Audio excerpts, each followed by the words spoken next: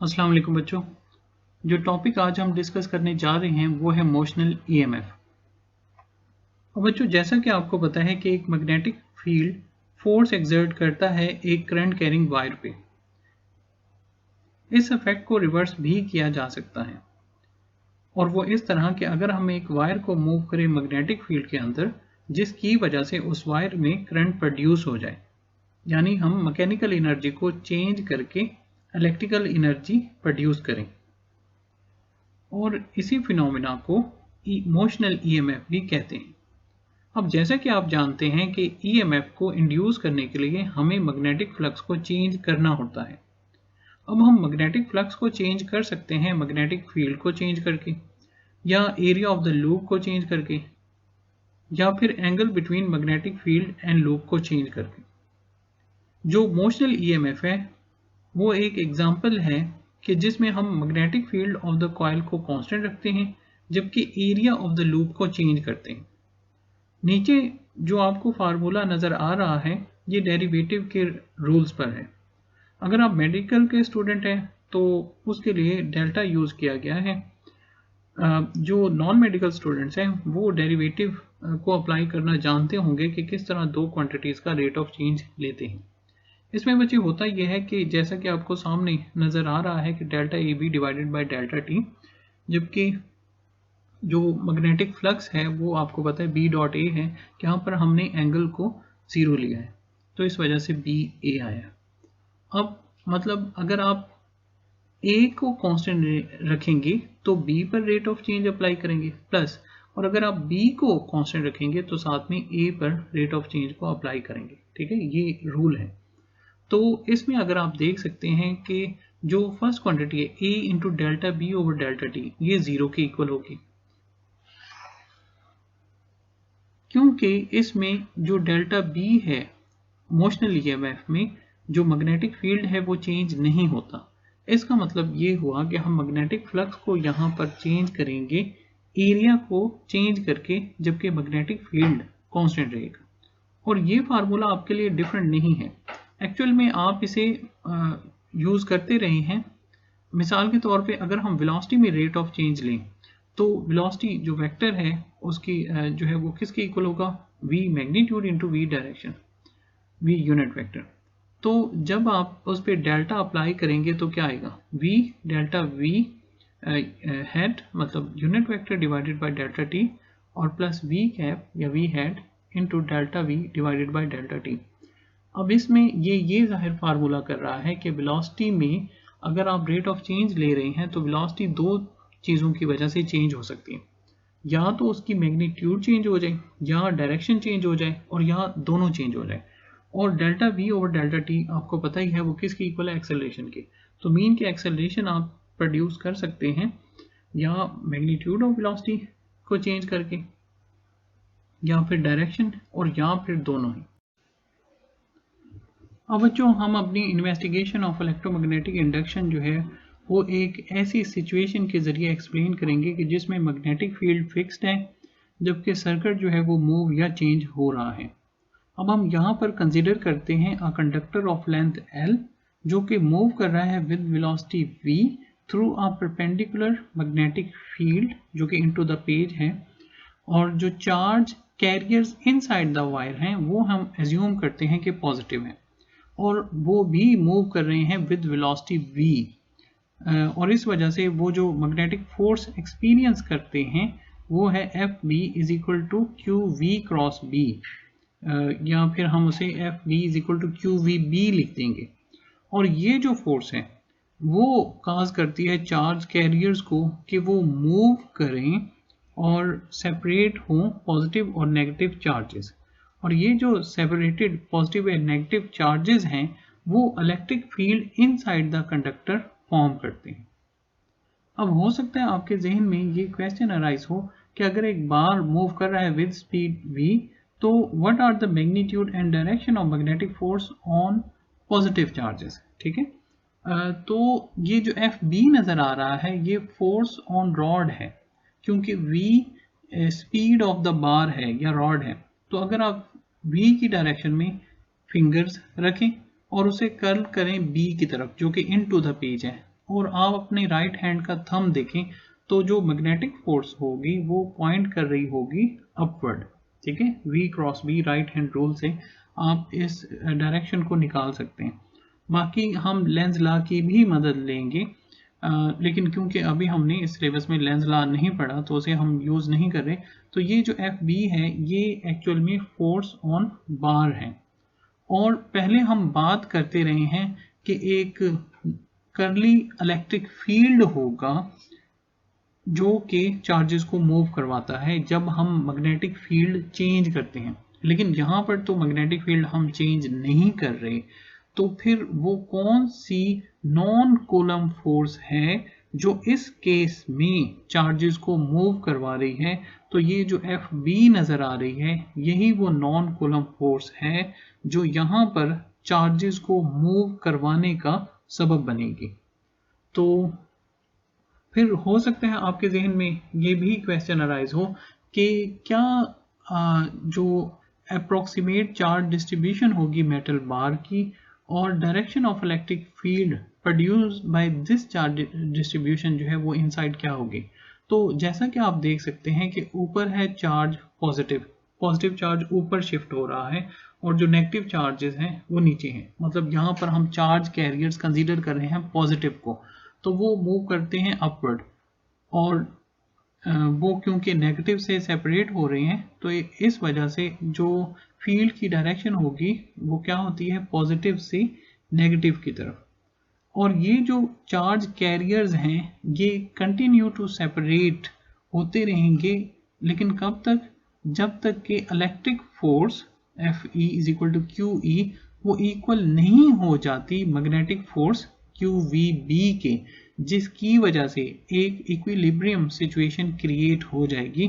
और जब ये होगा तो हम कह सकते हैं कि E = VB, वो रिलेशन जो हमने वेलोसिटी सिलेक्टर में किया था, जब इलेक्ट्रिक फोर्स और मैग्नेटिक फोर्स हमने कहा था इक्वल हो जाएगी तो E = VB।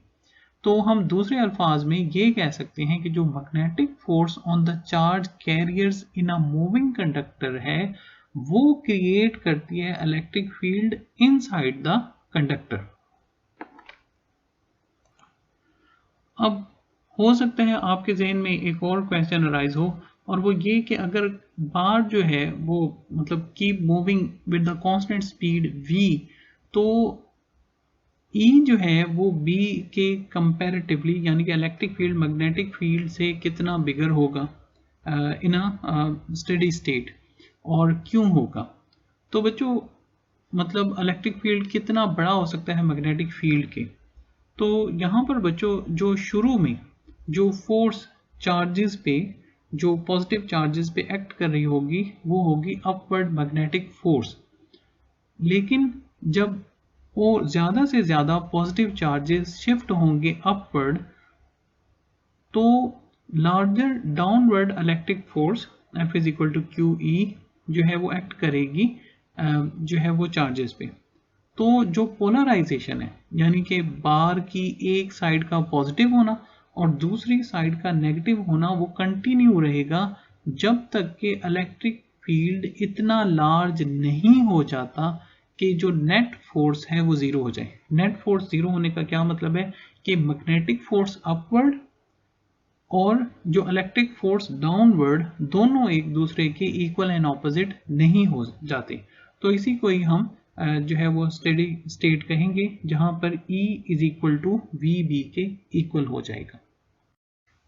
अब ये एक इम्पॉर्टेंट सिमिलर सिचुएशन शायद आपको लग रही होगी इस पोटेंशियल डिफरेंस जो कि created by the movement of rod in the magnetic field है, और वो पोटेंशियल डिफरेंस जो कि क्रिएटेड बाय द बैटरी है कि बैटरी यूज करती है एक नॉन इलेक्ट्रिक फोर्स को, या जिसे हम चार्ज एस्केलेटर कहा था जो हमने पीछे चैप्टर पढ़ा था चैप्टर 13, कि वो सेपरेट करती है पॉजिटिव और नेगेटिव चार्जेस को। जो EMF ऑफ द बैटरी है उसे हमने यूं डिफाइन किया था कि ये वर्क परफॉर्म्ड पर charge to separate the charges. और एक आइसोलेटेड बैटरी में जिसमें कोई भी करंट ना हो, जो पोटेंशियल डिफरेंस है वो EMF के बराबर होता है। और हम रेफर कर सकते हैं कि एक बैटरी जहाँ पर चार्जेस जो हैं वो सेपरेटेड बाय केमिकल रिएक्शंस हैं, वो एक सोर्स ऑफ केमिकल EMF है। और जो moving conductor potential difference develop करेगा because of work done by magnetic force to separate the charges. तो आप इसको यूं समझ सकते हैं कि मूविंग कंडक्टर एक्ट कर रहा है एज अ बैटरी, जो कि तब तक चार्ज रहेगा तब तक जब तक कि हम इसे मूव करते रहेंगे। और इस पे वो जो चार्जिंग का प्रोसेस है, यानी कि वो बैटरी रन डाउन हो जाएगी, ख़त्म हो जाएगी अगर हम इस रॉड को रोक देंगे। तो जो EMF ऑफ द कंडक्टर है वो किस वजह से है? वो उसकी मोशन की वजह से है, ना कि केमिकल रिएक्शन की वजह से। तो इस वजह से हम इसे डिफाइन करते हैं as a motional EMF of a conductor moving with velocity v perpendicular to the magnetic field, जिसकी वैल्यू हम निकालेंगे जो कि आएगी VLB के इक्वल। एंड में डेरिवेशन मैंने की है। तो अगर पूछा जाए कि ये जो पोलराइज्ड बार है, इसको देख के आपको किस चीज़ की मतलब याद आती है, कैसा आपको दिखाई देता है, या कौन सा ऑब्जेक्ट या डिवाइस है जो कि इस पोलराइज्ड बार की तरह है, तो आपका जवाब क्या होगा कि ये बैटरी की तरह दिखाई देता है, क्योंकि ये एक चार्ज सेपरेशन को मेंटेन करता है from one end to another end, लेकिन by a non Coulomb force, और जिसे हम क्या कह रहे थे, मैग्नेटिक फोर्स है। और हम इस फैक्टर को यूज़ कर सकते हैं इलेक्ट्रिसिटी जनरेट करने के लिए। अब आप फर्ज करें कि आप एक मेटल बार को कांस्टेंट स्पीड के साथ मूव करवाते हैं एक फ्रिक्शनलेस मेटल पर, तो हो सकता है आपके जहन में ये क्वेश्चन अराइज हो कि ये जो चार्जेस हैं ये रॉन्ग वे में क्यों मूव कर रहे हैं। ठीक है, रॉन्ग वे में इस तरह आप कह सकते हैं कि ये पॉजिटिव से नेगेटिव की तरफ क्यों नहीं मूव कर रहे, ये अलहदा क्यों हो रही हैं, यानी कि पॉजिटिव पॉजिटिव ही की तरफ क्यों मूव कर रहे हैं, पॉजिटिव नेगेटिव की तरफ क्यों मूव नहीं कर रहे। तो इसकी वजह बच्चों वो मैग्नेटिक फोर्स है जो कि चार्जेस पे एक्ट कर रही है रॉड की मूवमेंट की वजह से इन द मैग्नेटिक फील्ड। अगर ये रॉड रुक जाए तो जो magnetic force acting on the charges है वो भी एक्ट करना बंद कर देगी, और ये पॉजिटिव और नेगेटिव चार्जेस की सेपरेशन भी ख़त्म हो जाएगी। बिल्कुल उसी तरह जैसा कि अगर बैटरी के अंदर केमिकल एनर्जी ख़त्म हो जाती है तो उसकी एबिलिटी जो चार्जेस को सेपरेट करने की वो ख़त्म हो जाती है। तो यहाँ पर भी ऐसा ही होगा। तो बच्चों लास्ट में मैथमेटिकल रिलेशन है, ये आप देख सकते हैं कि शुरू में लिखा है कि चार्जेस कब तक सेपरेट होते रहेंगे, जब तक कि इलेक्ट्रिक फोर्स और मैग्नेटिक फोर्स एक दूसरे के इक्वल नहीं हो जाती। जो E0 है ये वो वैल्यू है जहाँ उस इलेक्ट्रिक फील्ड की वैल्यू है जिस पर मैग्नेटिक फोर्स और इलेक्ट्रिक फोर्स इक्वल हो जाती है। मतलब उसने कहा है कि E की चार्जेस तो डिफरेंट सिचुएशंस में डिफरेंट होंगे, जो कंसंट्रेशन ऑफ चार्जेस है वो चेंज होती रहेगी, लेकिन वो इलेक्ट्रिक फील्ड की वैल्यू जब दोनों मैग्नेटिक फोर्स और इलेक्ट्रिक फोर्स इक्वल हो जाएंगी उस वक्त इलेक्ट्रिक फील्ड की वैल्यू को उसने E0 लिखा है। फिर आगे डिराइव किया और आंसर आया है E is equal to minus VBL sine theta है। अब इसमें आप देख सकते हैं कि जो वैल्यू है E की इंड्यूस EMF की वो ज़ीरो हो जाएगी अगर V ज़ीरो हो जाएगा, मीन के रॉड अगर रुक जाता है तो इंड्यूस EMF भी ख़त्म हो जाएगी। फिर लास्ट में बच्चों जो पैराग्राफ है वो आप पढ़ेंगे तो इसमें वो ये कहता है कि जो इंड्यूस्ड EMF है वो एक पाथ है, उसमें जो लूप है उसमें एंटी क्लॉकवाइज डायरेक्शन में करंट फ्लो करता रहेगा। जब चार्ज फ्लो करेगा तो कंसंट्रेशन ऑफ द चार्जेस वो डिक्रीज होगी at the ends of the rod, जिसकी वजह से क्या होगा, इलेक्ट्रिक फील्ड की वैल्यू डिक्रीज हो जाएगी। जब इलेक्ट्रिक फील्ड की वैल्यू डिक्रीज होगी तो क्या होगा कि मैग्नेटिक फोर्स की वैल्यू किस पर डिपेंडेंट है, मूवमेंट ऑफ द रॉड पे, जो कि कांस्टेंट स्पीड से अगर वो मूव कर रहा है तो फिर क्या होगा कि उसकी वैल्यू तो कांस्टेंट है मैग्नेटिक फोर्स की, लेकिन इलेक्ट्रिक फील्ड की वैल्यू वेरिएबल होगी क्योंकि concentration of the charges change हो जाएगी due to the flow of charges. तो इस तरह वो कहता है कि जो इक्विलिब्रियम है वो डिस्टर्ब होगा in the favour of magnetic force, और चार्जेस जो है वो इसी तरह पाइल अप होके फिर जो है वो सर्किट के अंदर मूव करते रहेंगे जैसा कि एक बैटरी के अंदर होता है। आज का टॉपिक यहाँ पे खत्म होता है। आप सब लोगों का बहुत शुक्रिया। अल्लाह हाफिज़।